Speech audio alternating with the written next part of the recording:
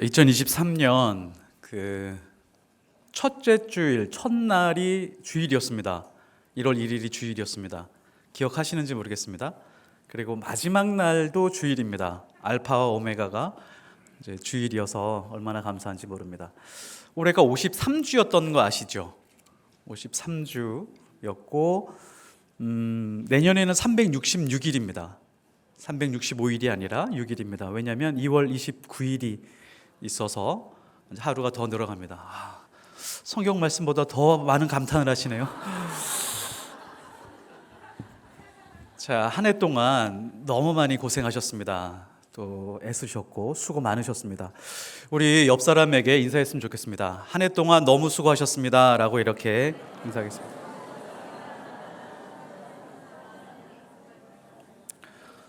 자, 한 번 더 인사하겠습니다. 사랑합니다, 축복합니다 라고 인사하겠습니다.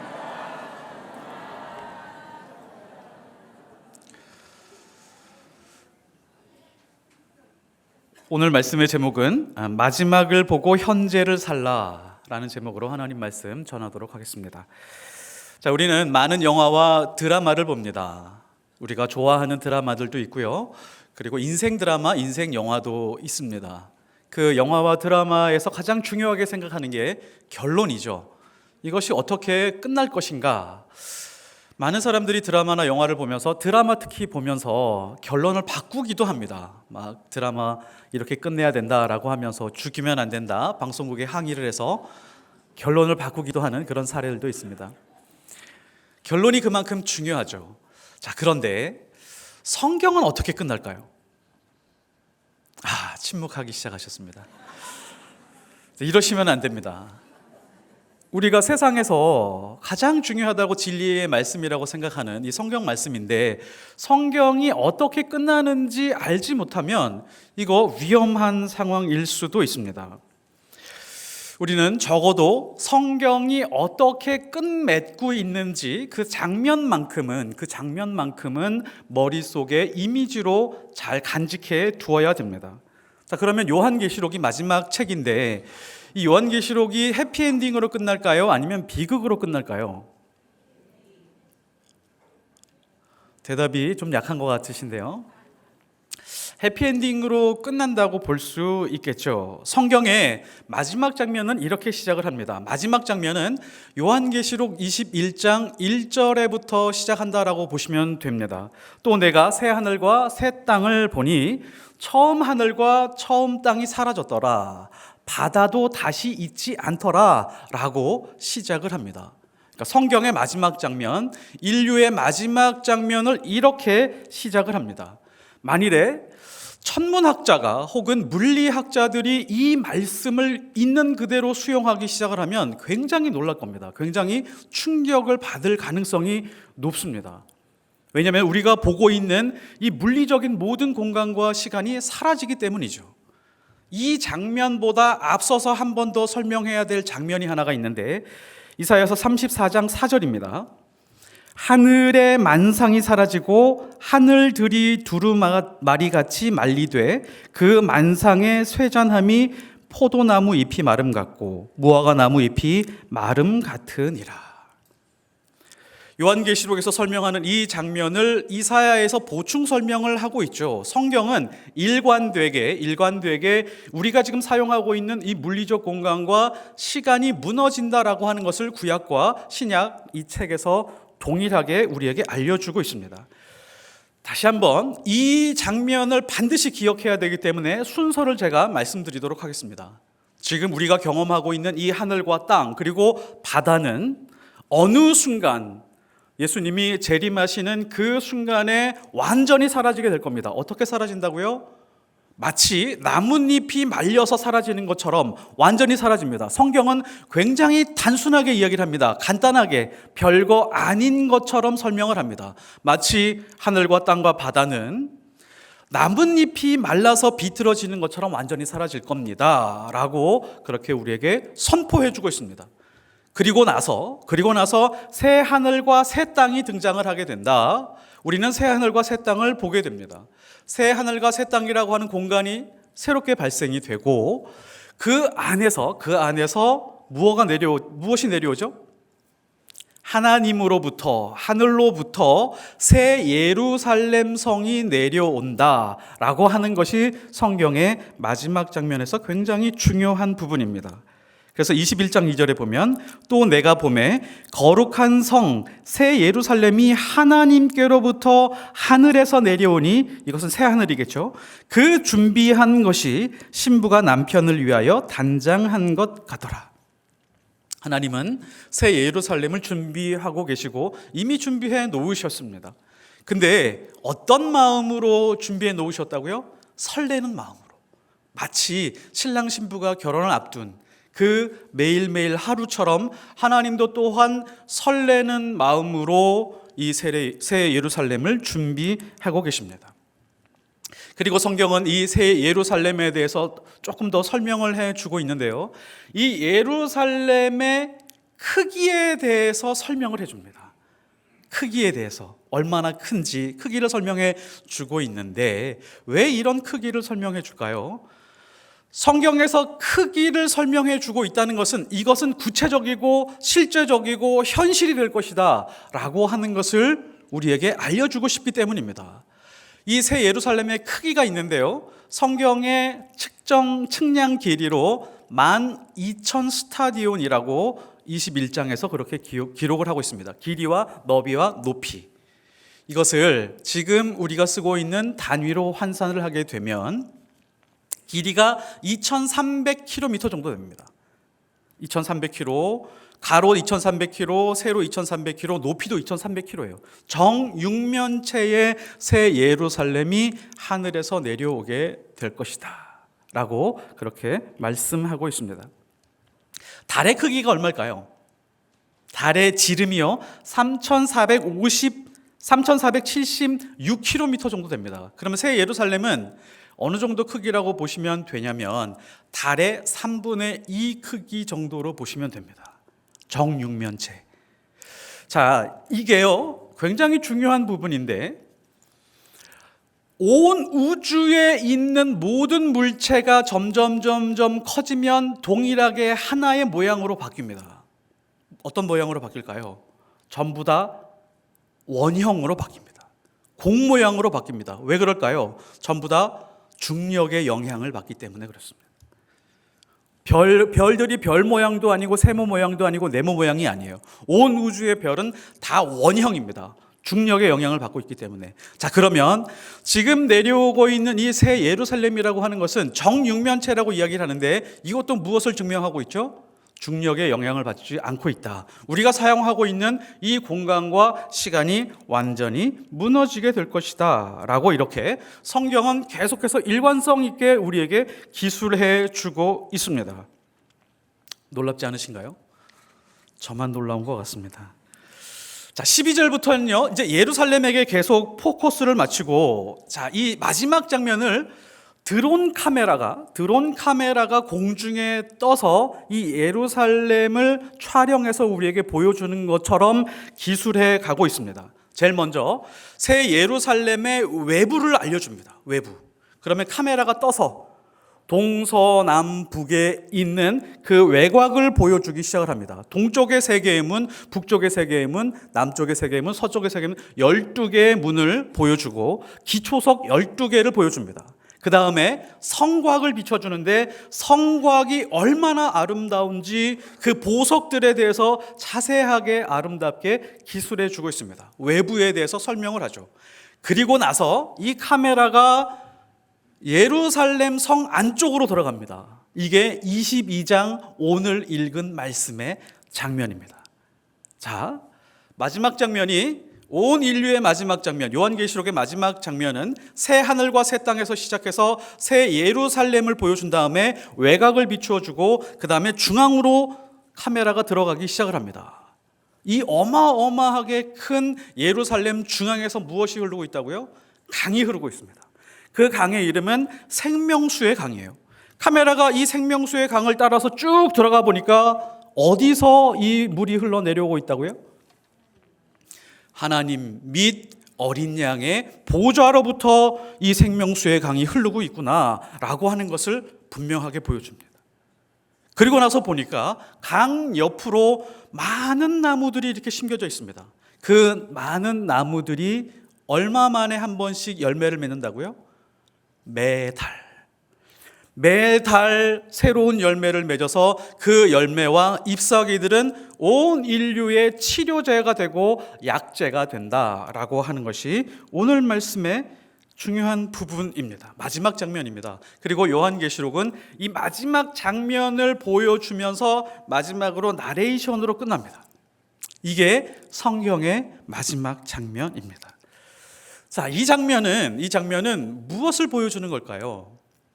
무엇을 보여주냐면 성경에서 천국의 예고편을 보여주는 것입니다. 성경 창세기부터 요한계시록 전체까지 보면 우리가 의외인 장면이 하나가 있는데 천국의 모양이 없습니다. 천국이 어떻게 생겼는지 알 수가 없어요. 전부 다 비유로 말씀해 줍니다. 가장 분명하고 선명하게 보여준 게 요한계시록의 이 장면인데 이게 바로 본편, 천국의 본편을 보기 전에 예고편으로 짤막하게 우리에게 보여주고 딱 성경책을 닫아버립니다. 이게 성경의 마지막 장면이죠. 자, 그러면 마지막 장면을 알았습니다. 하나님이 우리에게 말씀을 통해서 천국의 예고편을 보여주시고 마지막 장면을 보여주시는데 이 장면에서 이게 미래에 일어날 것이 아니라 지금 우리와 바로 직접적으로 연결되어 있는 부분들이 무엇일까요? 1번 새하늘과 새 땅, 2번 새 예루살렘, 3번 생명수의 강, 4번 생명나무. 뭘까요? 생명나무일 것 같죠? 틀렸습니다. 생명수의 강입니다.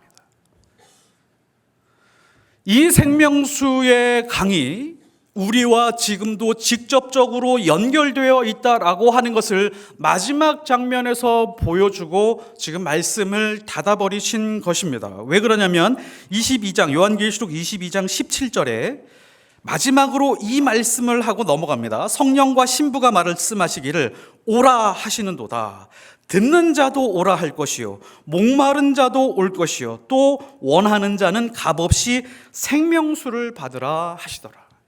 이 말씀이 우리에게 보여주는 것이 무엇이냐면 세상의 마지막 끝 혹은 요한계시록의 마지막 끝, 먼 미래에 무엇이 있는 것이 아니라 지금 당장 와서 목마른 자들이 이 물을 마실 수 있으니까 지금 바로 오라라고 그렇게 말씀하고 있는 것입니다. 이 말씀을 통해서 우리는 이 생명수의 강을 통해서 우리 인생이 새로워지고 가정과 사회와 교회가 새로워질 수 있도록 하나님께서 이 말씀을 우리에게 비추어 주시고 알려주신 것입니다. 여기에 모든 치유가 있고 능력이 있고 사랑이 있고 하나님이 말씀하시는 모든 것이 이 안에 있습니다. 우리가 기도하면서 간절히 사모해야 될 것이 바로 이것입니다. 하나님, 어린 양의 보좌로부터 흘러나온 이 생명수의 강이 내 인생에 흘러넘치게 하여 주옵소서. 하나님, 하나님의 보좌로부터 흘러넘치는 이 생명수의 강이 우리 가정에 흘러넘치게 하여 주옵소서. 우리 교회에 흘러넘치게 하여 주시옵소서. 그리고 거기에서 멈추는 것이 아니라 우리의 가정과 내 인생과 우리 교회를 통하여 세상에 죽어있는 바다로 흘러가서 되살릴 수 있는 은혜를 허락하여 주옵소서라고 하는 것이 우리의 기도여야 됩니다. 이것을 전문적인 용어로 부흥이라고 말합니다. 부흥, 다시 살리는 힘이죠. 이 생명수의 강은 지금도 흐르고 있습니다. 어디에서요? 예배 중에서 그렇습니다. 예배의 자리에서, 기도의 자리에서, 말씀을 사모하는 그 자리에서 하나님의 말씀이 사랑으로 지배하는 바로 그 자리에서 흐르고 있습니다. 이 생명수는 지금 나에게 필요하고 지금 우리가 마실 수 있어야 의미 있습니다. 자, 그러면 우리가 구체적으로 이 생명수를 찾아가 보도록 하겠습니다. 성경 처음부터 한번 뒤져보면 이 생명수의 강이 어디 있었냐면 에덴 동산에 있었습니다. 왜냐하면 생명나무가 있었던 걸로 보아서 생명수의 강이 흐르고 있었다라고 하는 것이 증명이 됩니다. 그런데 지금은 거기를 찾아갈 수가 없습니다. 불칼로 막아 놓았기 때문에 우리는 들어갈 수 없습니다.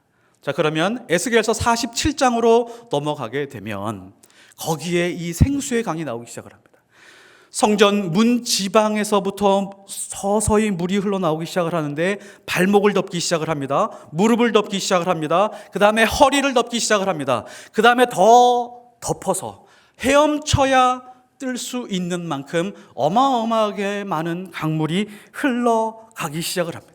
이 강을 따라가다가 보니까 이 강 주위에 나무들이 있습니다. 그 나무들의 잎이 시들지 않고 열매가 끊이지 않고, 여기도 마찬가지로 그 잎사귀들과 열매들이 전부 다 치료제가 되고 약제가 되었다라고 그렇게 에스겔서의 41장이 그렇게 서술하고 있습니다. 이 강물이 가는 곳마다 번성합니다. 심지어 이 강물이 흘러가는 데서 그치는 것이 아니라 바다까지 들어가게 되는데 죽어있는 바다를 되살리기 시작을 합니다. 두 번이나 강조하고 있죠. 47장 8절, 이 물이 동쪽으로 향하여 흘러 아라바로 내려가 새 바다에 이르리니 이 흘러내리는 물로 그 바다의 물이 되살아나리라. 9절, 이 강물이 이르는 곳마다 번성하는 모든 생물이 살고 또 고기가 심히 많으리니 이 물이 흘러가므로 바닷물이 되살아나가겠고 이 강이 이르는 각 처의 모든 것이 살 것이며 라고 말씀하고 있습니다. 다시 살리는 힘이 이 강물로부터 있다는 것이죠. 여기서 멈추지 않습니다. 12절, 강 좌우 가에는 각종 먹을 과실나무가 자라서 그 물이 성소를 통하여 나옴이라. 어디를 통해서 나온다고요? 그 물이 성소를 통하여 나옴이라. 그 열매는 먹을만하고 약재료가 되니라. 생명수의 강은 되살리는 기능을 합니다. 여기서 놀라운 것이 있죠. 에스겔과 사도 요한의 시대적 차이는 한 700년 정도 됩니다. 에스겔하고 사도 요한은 700년 차이의 시대에 살고 있지만 동일한 것을 보고 있습니다. 에스겔과 사도 요한은 어떤 사람이죠? 미래에 일어날 그 일들, 생명수의 강을 지금 눈으로 보면서 지금 힘든 고난의 세월을 하루하루 살아내는 그런 사람들입니다. 저 강물이 흐르는 저 생명수의 강은 지금 내 안에 흘러야 된다라고 하는 그 간절함을 가지고 지금도 흐르고 있는 그 생명수의 강을 붙들고 살고 있는 사람들입니다. 이것이 바로 우리의 모습이어야 됩니다. 우리는 이렇게 생각할 수 있습니다. 에덴 동산 너무 먼 이야기고요. 에스겔서에 나오고 있는 것은 이거 환상 아니야? 라고 생각을 합니다. 그리고 요한계시록에 나오는 사도 요한이 보았었던 것, 이것도 또한 너무 먼 미래라고 생각할 수 있습니다. 그러나 성경은 절대로 그렇게 과거와 미래에다가 진리를 배치해 두고 우리에게 말씀하고 있지 않습니다. 항상 진리의 시제는 현재이기 때문에 지금 우리에게 유효한 말씀으로 우리에게 전해주고 있습니다. 자, 그러면 우리는 이 생명수의 강을 어디에서 찾을 수 있을까요? 예수 그리스도가 우리에게 말씀하고 있습니다. 이 생명수를 지금도 바로 맛볼 수 있다. 요한복음 7장 37절, 명절 끝날 곧 큰 날에 예수께서 서서 외쳐 이르시되 누구든지 목마르거든 내게로 와서 마시라. 나를 믿는 자는 성경의 이름과 같이 그 배에서 생수의 강이 흘러나리라. 예수님이 우리에게 주시고자 하는 것이 바로 이 생수의 강이었습니다. 정확히 예수님은 에스겔 성전에 있는 그 물과 사도 요한이 보았었던 새 예루살렘 중앙에 흐르고 있는 그 생명수의 강을 연결하고 계신 것입니다. 그리고 성경의 이름과 같이라고 하는 것은 에스겔에 있는 그 강, 그리고 요한계시록에서 계시될 그 강이라고 하는 말씀이죠. 그 다음에 7장 39절, 이 생명수의 강이 무엇인지, 생수의 강이 무엇인지 아주 구체적으로 설명해 주고 있습니다. 이는 그를 믿는 자들이 받을 성령을 가리켜 말씀하신 것이라. 이는 무엇이죠? 생수의 강이 무엇이냐라고 하면 예수 그리스도가 우리에게 말씀하신 성령이라고 하는 것입니다. 자, 이제 중요합니다. 성령이 하시는 일, 우리는 굉장히 작은 단위로 잘라서 성령을 설명하고 그 성령을 생각하고 있었는데, 굉장히 거시적으로 보면 이 성령이라고 하는 분은 에덴 동산에서 흘렀었던 생수의 강과 에스겔, 그리고 사도 요한이 보았던 그 요한계시록 새 예루살렘 안에 있는 그 모든 생수의 강을 연결해 주는 분입니다. 자, 그러면 다시 한번 핵심을 찾아가 보도록 하겠습니다. 오늘 말씀에서 생수의 강의 근원이 어디였죠? 에스겔에서 나오고 있었던 것이 보면 그 물이 어디를 통해서 흘러나온다고요? 성소를 통해서 흘러나오고 있다. 성전 문지방에서부터 나오고 있었습니다. 사도 요한이 서술하는 것 어디에서부터 흘러나온다고요? 예루살렘 성전 중앙에서 흐르고 있다라고 그렇게 말씀해 주고 있습니다. 하나님이 이 땅에 성전을 세우신 가장 중요한 목적이 이겁니다. 성전을 통해서 하나님은 예배를 받으시고 기도를 받으시고 모든 제사를 받으시는 것, 이게 첫 번째이지만 두 번째, 우리에게 주고 싶어 하신 것이 바로 이 성전을 통해서 하나님은 생수의 강을 흘려보내고 싶으신 것입니다. 생수를 마시게 하는 것, 이것이 목적입니다. 자, 그럼 여기서 눈치 빠르신 분들은 뭔가 하나 번뜩 떠오르는 것이 하나가 있을 것입니다. 성전이 어디 있죠? 성전. 무엇이 성전이죠? 고린도전서 3장 16절. 너희는 너희가 하나님의 성전인 것과 하나님의 성령이 너희 안에 계시는 것을 알지 못하느냐. 이 말씀은 이렇게 해석할 수 있습니다. 너희가 생명수 강이 흘러넘치는 그 성전으로 자리 잡은 것을 알지 못하느냐. 너희 안에 성령을 부어주었다. 성령이 뭐라고 그랬죠? 예수님이 말씀하시기를 생수의 강이라고 말씀하셨습니다. 에스겔에 있는 그 성전에 흐르고 있는 그 물, 그리고 요한계시록 새 예루살렘 성 중앙에 이르고 있는 그 물이 지금 당장 내 안에, 내가 성전이기 때문에 내 안에서 생수의 강으로 흘러넘치게 하고 싶으신 것이 하나님의 뜻입니다. 고린도 후서 6장 16절. 하나님의 성전과 우상이 어찌 일치가 되리요? 우리는 살아계신 하나님의 성전이라. 이와 같이 하나님께서 이르시되 내가 그들 가운데 거하며 두루 행하여 나는 그들의 하나님이 되고 그들은 나의 백성이 되리라. 하나님이 우리 안에 거하시면서 우리 안에서 두루 다니시겠다라고 말씀하십니다. 그리고 그들은 나의 백성이 되라. 이것을 다른 말로 바꾸면 우리 안에 생수의 강이 넘치게 하시고 싶은 하나님의 열망을 우리가 읽을 수 있습니다. 우리 인생 각처에 모든 것이 살아나게 하는 것, 복음의 열매를 맛보고 치유의 능력을 경험하게 되는 것은 우리가 하나님의 성전이라고 하는 것을 분명하게 알고 우리 안에 성령이 계셔서 생수의 강을 흘러넘치게 하신다는 것을 믿고 행하고 살아갈 때입니다. 그래서 예수님이 이 땅에서 성령을 보내주신 이유가 바로 이것입니다. 우리를 성전 삼으시고 우리 안에 생수의 강이 되시는 성령을 넣어주셔서 언제든지 목마를 때마다 마실 수 있도록 하시게 하신 것, 이것이 예수님이 성령을 우리에게 보내주신 이유입니다. 요한복음 4장 13절에서 14절. 예수께서 대답하여 이르시되 이 물을 마시는 자마다 다시 목마르려니와 내가 주는 물을 마시는 자는 영원히 목마르지 아니하리니 내가 주는 물은 그 속에서 영생하도록 솟아나는 샘물이 되리라.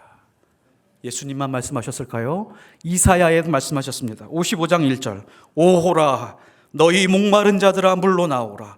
돈 없는 자도 오라. 너희는 와서 사 먹되 돈 없이 값 없이 와서 포도주와 젖을 사라.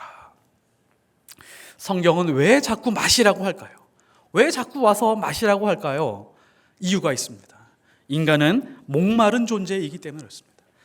하나님의 말씀이 인간이 어떤 존재인지 명확하게 파악하고 있기 때문입니다. 우리는 스스로 목마른 존재라고 생각하지도 못하고 힘들게 살아가고 있는데, 하나님이 보시기에, 하나님의 말씀을 보시기에 인간은 목마른 존재이기 때문에 너희들은 마셔야 살 수 있다. 지구의 70%는 물입니다. 인간 몸의 3분의 2, 거의 70%에 가까운 것은 물입니다. 우리는 수분 1%에서 2%만 잃어도 목마름과 갈증을 느끼기 시작을 합니다. 5%를 잃으면 혼수 상태에 빠집니다. 12%를 잃으면 그 사람의 생명은 위태롭고 거의 죽을 위기에 빠집니다. 현대인의 질병 가운데 3분의 1이 수분 불균형 때문이라고 말합니다. 우리의 영혼도 똑같습니다. 우리의 인생도 똑같습니다. 영적인 수분이 없기 때문에 우리는 목말라 하고 있는 것입니다. 영적 수분의 불균형 때문에 우리의 인생에 문제가 있는 것입니다. 예수님이 주시는 물을 마시지 않으면 우리는 영원히 목마르게 되어 있습니다. 성령을 통해 언제라도 생수를 마시게 하기 위한 에스겔 성전이 나의 몸이고, 에스겔의 생명의 강이 내 안에 성령이십니다. 내 안에 계신 성령께서는 생수의 강이 되어, 새 예루살렘 생명수의 강이 되어 어린 양의 보좌와 직접적으로 연결해 주십니다. 이 연결을 성령의 충만이라고 말합니다. 성령님은 어떤 일을 하시죠? 이거 분명하게 정리해 두셔야 됩니다. 성령님은 어떤 일을 하실까요? 우리에게 은사를 주시고 환상을 보여주시고 치유의 능력을 주시는 분이실까요? 이 모든 것들은 전부 다 부수적인 겁니다. 없어도 되는 것들입니다.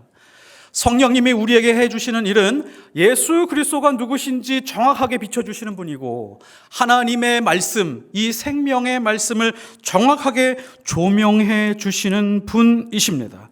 그래서 예수 그리스도를 비추고 하나님의 말씀을 조명해 주시니까 우리 안에 일어나는 일이 있습니다. 우리 안에 일어나는 일은 정권이 교체가 됩니다. 내 인생의 주인이 내가 되어, 내가 내 주인이 되어 통수권을 가지고 내 인생을 이끌어 왔었는데, 예수 그리스도를 비추고 하나님의 말씀을 비추니까 내가 가지고 있었던 모든 권력을 다 내려놓고 정권이 교체가 되기 시작을 합니다. 그리고 모든 인격과 예수 그리스도의 질서, 그리고 그 통치 아래로 들어가는 것을 기뻐하고 즐거워하고 행복해 합니다. 성령의 충만은 다른 말로 하면 성령께 완전한 순종이라고 할 수 있습니다. 예수님이 하신 말씀에 대한 완전한 순종이 바로 생수의 강 안에 살아가는 것입니다. 성령은 내 인생의 과거와 현재와 미래가 모두 생명수의 강을 따라서 하나님의 거룩한 보좌 앞으로 갈 수 있도록 인도해 주십니다. 성령께서 나를 통치하시고 내가 내 인생의 길을 계획하지 않고 내가 하고 싶은 대로 살지 않으며 시간과 공간에 갇혀 있지 않은 그 확정된 미래를 보고 지금 고단하고 괴롭고 고통스러운 이 고난의 현장, 이 현실에서 그 모든 것들을 이겨내게 하십니다. 말씀의 강가에 머물면 골수를 찔러 쪼개기까지 하는 하나님의 능력을 경험하게 됩니다. 찬송의 강가에 있으면 찬송 중에 거하시는 여호와 하나님의 임재를 경험할 수 있습니다. 예배의 강가에 있으면 우리 모든 인생의 중심과 그 질서가 잡히게 되어 있습니다. 나뿐만 아니라 가정에 있는 모든 질서가 잡힙니다. 기도의 강가에 있으면 하나님께서 공급해 주신, 하늘에서 공급해 주시는 놀라운 능력을 경험하게 되어 있습니다. 그 안에서 치유가 있습니다. 열매가 있습니다. 복 있는 사람은 악인들의 꾀를 따르지 아니하며 죄인들의 길에 서지 아니하며 오만한 자들의 자리에 앉지 아니하고 오직 여호와의 율법을 즐거워하여 그 율법을 주야로 묵상하는 도다. 그는 시냇가에 심은 나무가 철을 따라 열매를 맺으며 그 잎사귀가 마르지 아니함 같으니 그가 하는 모든 일이 다 형통하리로다. 그는 시냇가에 심은 나무가 철을 따라 열매를 맺으며, 성경은 우리에게 끊임없이 그 강가에서 살라고 말씀해 주고 있습니다. 돌은 자리가 잡힐 때까지 굴러갑니다. 물은 수평이 유지될 때까지 계속해서 출렁거립니다. 우리의 영혼은, 우리의 인생은 예수님이 주시는 생명의 물로 채워질 때까지 끊임없이 방황하게 되어 있습니다. 끊임없이 갈등하게 되어 있습니다. 그래서 이사야서 55장 2절에 너희가 어찌하여 양식이 아는 것을 위하여 은을 달아주며 배부르게 하지 못할 것을 위하여 수고하느냐. 내게 듣고 들을지어다. 그리하면 너희가 좋은 것을 먹을 것이며 너희 자신들이 기름진 것으로 즐거움을 얻으리라. 왜 생명을 주지 못한 것들을, 왜 목마름을 채워주지 못하는 것들을 붙들고 가슴 아파하고 괴로워하고 고통스러워하느냐는 겁니다. 하나님이 주시는 양식을 채워라. 그리고 하나님이 주시는 생명수로 인생을 채워가라. 목마른 자들아, 생수의 강으로 나오라. 로마의 시인 호라티우스라는 사람이 있습니다. 이 호라티우스가 전쟁이 끝나고 나서 자신의 시집에 글귀를 하나 썼는데 지금까지도 많은 사람들이 좋아하는 글귀입니다. 그 글귀가 카르페 디엠입니다. 현재에 충실해라, 현재를 살라, 현재를 즐거워해라 라고 하는 뜻을 가지고 있습니다. 매우 좋은 말이죠. 이 말이 우리에게 일시적인 위로를 주는 것 같습니다. 과거를 생각하니까 너무너무도 고단했고 힘들었었고 상처 많은 과거를 잊을 수 있고, 미래는 너무도 불확실하기 때문에 지금 눈앞에 보이는 현실에 충실하면서 열심히 살아가자라고 하면서 우리는 카르페 디엠을 붙들고 살아갈 때가 있습니다. 자, 그러나 이 카르페 디엠이라고 하는 함정이 있습니다. 하나님이 주시는 생수의 강과 상관이 없으면 여전히 인생은 고단할 뿐입니다. 피곤하고 괴롭고 고통 중에서 헤어나올 수 없을 것입니다.